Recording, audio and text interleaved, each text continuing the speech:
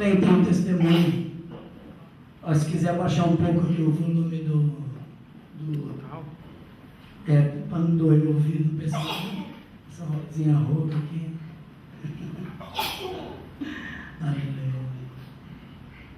Aí eu não posso deixar de testemunhar do quanto Deus tem me guardado.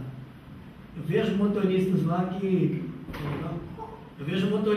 no nosso ponto que está lá há um ano. O sujeito já foi assaltado 2 vezes, né? E às vezes o pessoal fala, você trabalha de dia porque à noite é perigoso, né? Mas o sujeito foi assaltado de dia, né? Uma vez foi na rua Tabapuã, movimentada, né? O motoqueiro parou no semáforo e assaltou o passageiro.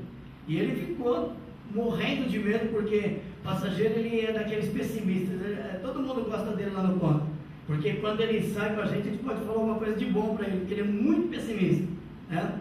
E o cara levou o relógio dele, ele estava de costas voltando para a moto já. Ele falou, mas é burro, né? Nem sabe diferenciar um original de um falso. E o cara olhou, falou, mas esse cara vira e atira, e eu estou aqui na mira dele, né? Agora, a última foi há uns 10 dias atrás. Marginal toda parada, o dia que um carro capotou ali na alça da Bandeirantes, toda parada, a marginal, e lá no Muro do Jockey veio um motoqueiro, bateu no vidro. Ele abriu e falou, o que você quer? Pode levar, pode levar. Não, quero só a bolsa do passageiro, só estava com laptop, tudo. E o passageiro começou a enfeitar, não queria dar. Ele falou, está pensando que estou brincando? Deu 2 tiros para cima. O rapaz, ele está apavorado, ele está quase querendo vender o alvará dele.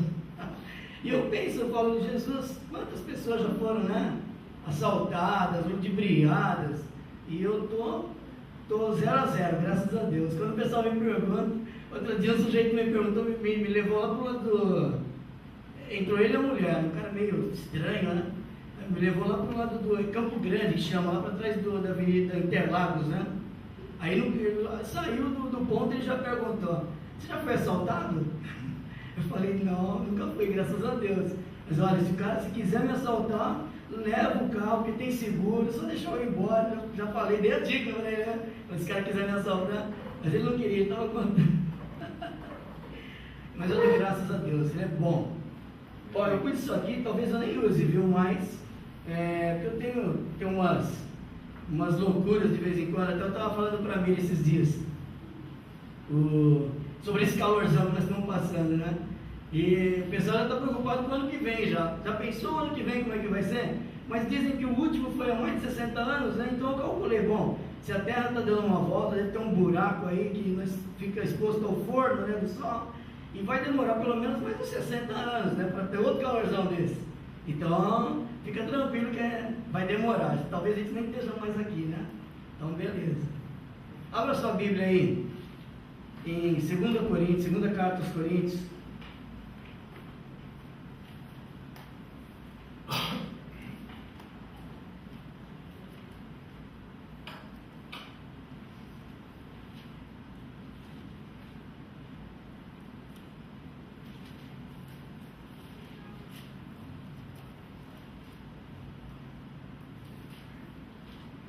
Tem passado por muitas provas por esses dias? Todos nós, né? Todos nós temos provas. Eu me lembrava eu ouvi uma mensagem na internet, um pregador falando sobre a parábola da semeadura, né? A semente e o semeador. Ele ali já fala, né? Fala da semente que cai entre pedras e que aquela ali, a primeira semente é aquela que o diabo vem e não deixa nem ela germinar, né?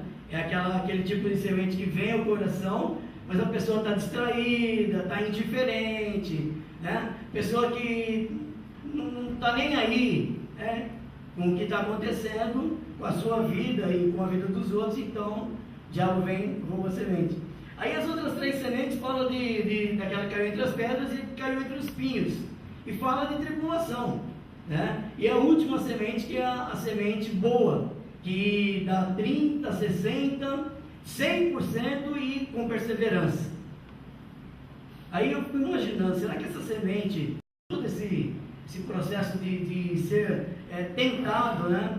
Porque a que caiu em pedras fala que a pessoa não resistiu às tentações do mundo, é o tipo de pessoa que não resiste às tentações do mundo e larga. Teve alegria no início, tal, aquela emoção, aquela coisa toda, mas as tentações, né, levou para fora. O outro tipo de semente, que é a terceira, diz que é a pessoa que vislumbrou a riqueza, né, e chegou num ponto alto e também caiu fora e não deu fruto. E aqui dá fruto é aquela que terra boa, né, que persevera. Esse ano aqui é um ano que nós vamos falar um pouco mais sobre perseverança, né, o ano da perseverança, né, na nossa carreira. E hoje nós vamos falar um pouquinho aqui também sobre o mover do Espírito nessa perseverança. O capítulo 3, segunda carta aos Coríntios, versículo 16 e 17, diz assim: mas quando se converterem ao Senhor, então o véu se tirará, ou será tirado. Ora, o Senhor é Espírito, e onde está o Espírito do Senhor, aí há liberdade. Amém? Aqui, segure aí. Esse versículo está bom para ser pregado ontem lá, né? Dentro da teoria dele, né? Não na teoria bíblica. Nós estamos aí, há muita confusão sobre liberdade, né? Muita confusão. E nos dias atuais aí o pessoal procura liberdade financeira, lógico que todos devem ter, a liberdade consumista, a liberdade sexual, né? Mais se fala hoje, a liberdade de não sofrer preconceitos. Isso aí não é só hoje, já teve, já no passado, né? Lá no passado já teve, entre os gregos, entre tantos povos inteligentes, né? Mas que sofriam essa busca da liberdade. Há muitas igrejas também que se confundem nisso, porque falam em liberdade e falam sobre a liberdade do Espírito, sobre o levantar as mãos, sobre pular, virar cambalhota, fazer avião, né? Né? Então, mas isso daí tudo bem, não é pecado, nós não vamos, né, entrar nesse mérito. O pecado o peso está em condenar a igreja que não faz isso. Porque irmãos que fazem isso condenam uma igreja como a nossa, por exemplo, que não faz nada disso, né? Fala que aqui não tem o Espírito Santo, o Espírito Santo não age, então fica difícil, cai um peso sobre eles, né? Da mesma forma, ao contrário, também se nós estamos falando sobre eles, né, batendo nessa tecla, acaba vindo um peso sobre nós também, né? Na verdade, o Espírito Santo, ele dá liberdade para nós expressarmos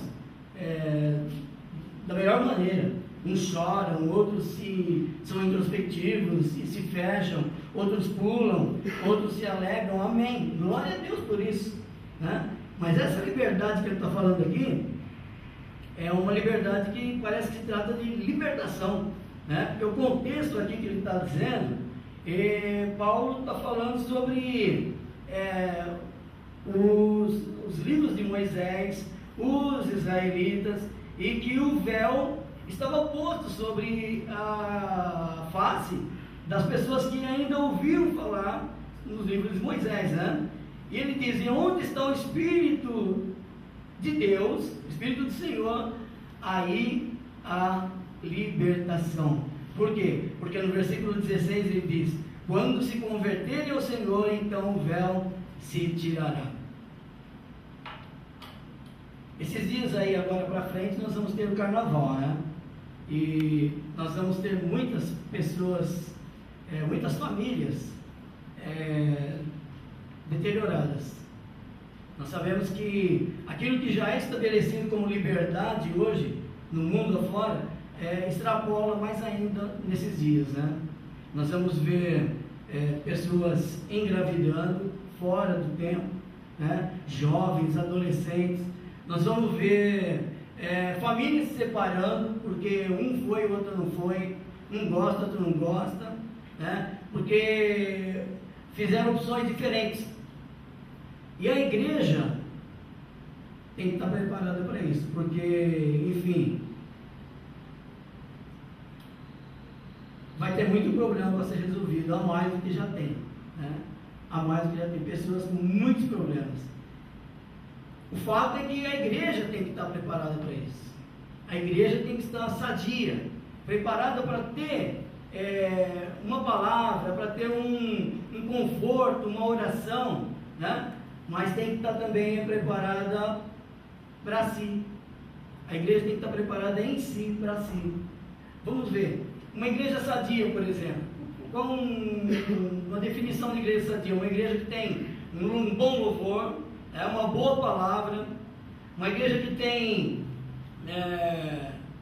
me ajudem aí. O Kelec costuma fazer isso, né? Me ajudem aí. Frutos. Que tipo de frutos? Evangelismo, ação social. Isso é a configuração de uma igreja sadia, né? Muitos ministérios atuantes, né? Para que essa igreja seja sadia, para que tenha tudo isso funcionando, nós temos que ter o mover do Espírito. O mover do Espírito, porque eu me lembro eu estava vendo no sábado passado a ministração do Paulo Júnior aos líderes, né? E uma frase que chamou a atenção no contexto que ele estava falando sobre a pessoa ter suas próprias forças, a pessoa ter, como se diz, o domínio de si própria. Ele falou uma palavra bem minerada, ele falou, as favas com isso. Porque se Deus não tiver no negócio, não tem negócio, né? O sujeito tem potencial, sabe fazer, tem sabedoria, estudou, leu bastante, sabe tudo, mas ele diz, as favas com isso, as favas. Por quê? Porque nós precisamos do quê? É do mover do Espírito Santo em nossa vida. Você concorda com isso? Amém. Uma igreja sadia, então, para ter todos os ministérios atuantes, para ter uma ação social atuante, um evangelismo atuante, para ter um louvor, uma boa palavra, tem que ter o mover do Espírito Santo. Nós temos o mover do Espírito Santo. Amém. Amém. O que precisamos entender, agora eu vou usar, deixa eu ver se consigo usar aqui. Sabe que nós temos duas vidas em nós mesmos, né? Sabia, né? Que nós temos duas vidas aqui dentro de nós mesmos? Deixa eu ver aqui um versículo que fala sobre isso. Na mesma segunda carta aos Coríntios, no capítulo 4, no versículo 16, diz assim: por isso não desfalecemos, mas ainda que o nosso homem exterior se deteriore, o interior, contudo, se renova de dia em dia. Então parece que tem duas pessoas aqui dentro de nós, né? O exterior e o interior, né? E se o exterior se deteriora, o interior, contudo, se renova de dia em dia. Então, vou fazer um gráfico aqui, eu não sou bom nisso não sou esperto nisso não, mas é mais ou menos isso, né? Aqui está o marco zero, né? Do nosso novo nascimento. Aqui é a linha do tempo, né? No Face, né? Da vida. Dá para ver? Linha da vida. Do marco zero, nós vínhamos aqui capengando em trevas, né? Porque a Bíblia fala que a gente era enganado, andava em trevas, e o versículo 23 do capítulo 3 de Romanos determina bem o que nós éramos, né? Separados de Deus, todos pecados, separados de Deus. Então aqui do marco zero do novo nascimento, onde foi plantada aquela semente da palavra de Deus em nosso coração, e terra boa, né? Quem é terra boa aqui? Eu sou, graças a Deus, porque pelo desenvolver das coisas da minha vida eu vi isso. Então aqui no Marco Zero, começou a minha caminhada. Aqui eu estava cheio de saúde, fiquei doente, caí. Aí sarei, fiquei legal, glória a Deus. Putz, a finança caiu. Ai caramba, fui despedido da empresa. Opa, pra cá, né? Não, finança caiu. Aí arrumei um emprego bom.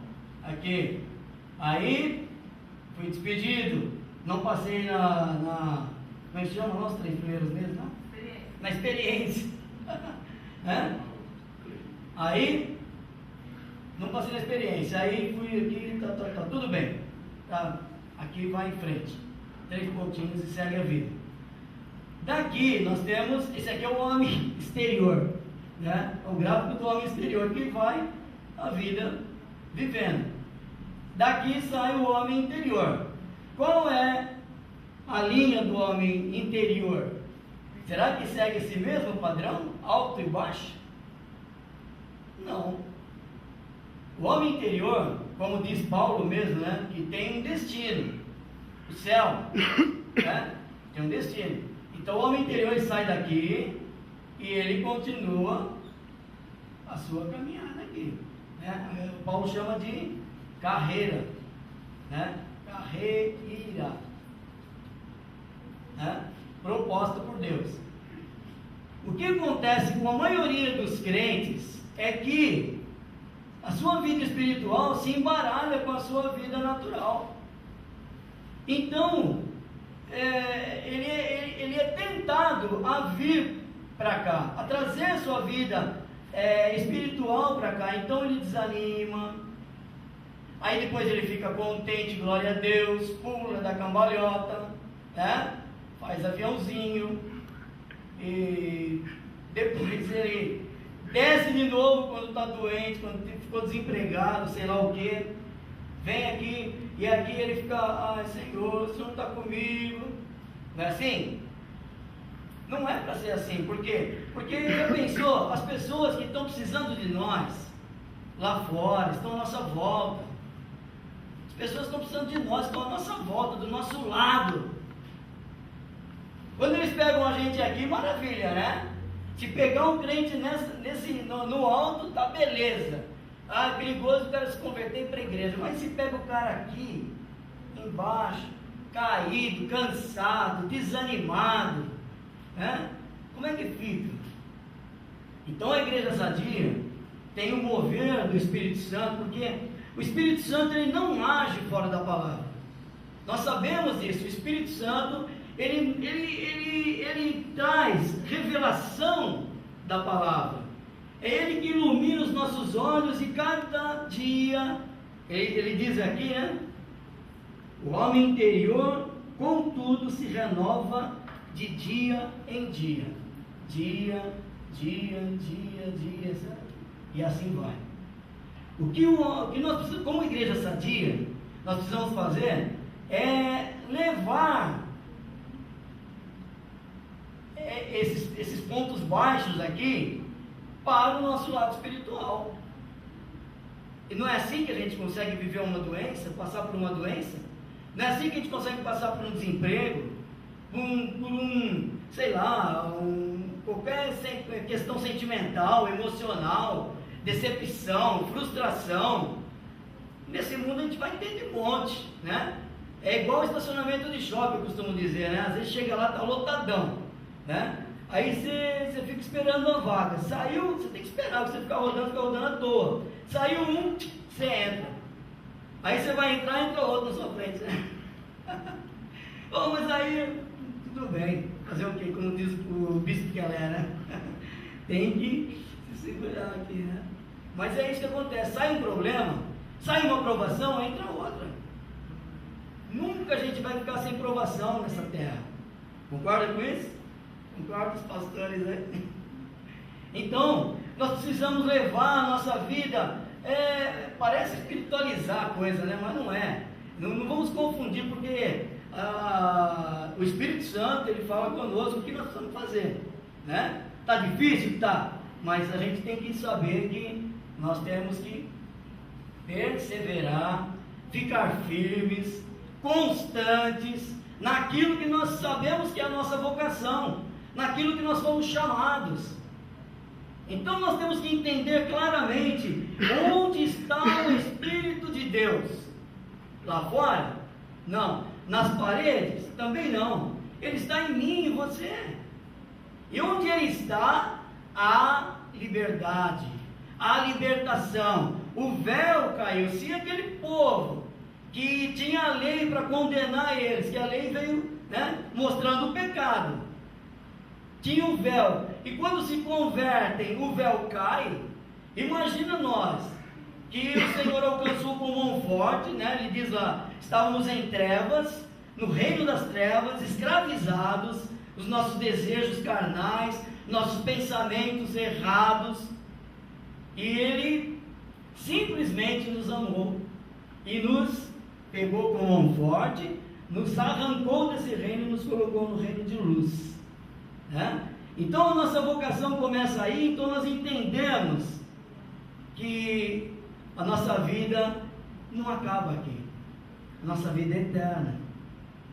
Quando nós ouvimos falar de enfermidade, por exemplo, porque é uma coisa bem difícil mesmo, eu sei, que tive na família já, minha mãe, meu pai já se foram, mas eu entendo, até esses dias mesmo meu cunhado estava lá sofrendo também com o mesmo problema, fazendo quimioterapia, e a gente começa a refletir, qual é o fim de tudo isso, Mas se eu partir agora, eu tenho certeza de onde eu vou estar.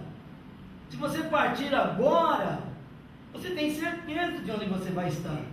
Essa é a convicção que nós temos, de que onde está o Espírito de Deus, há liberdade.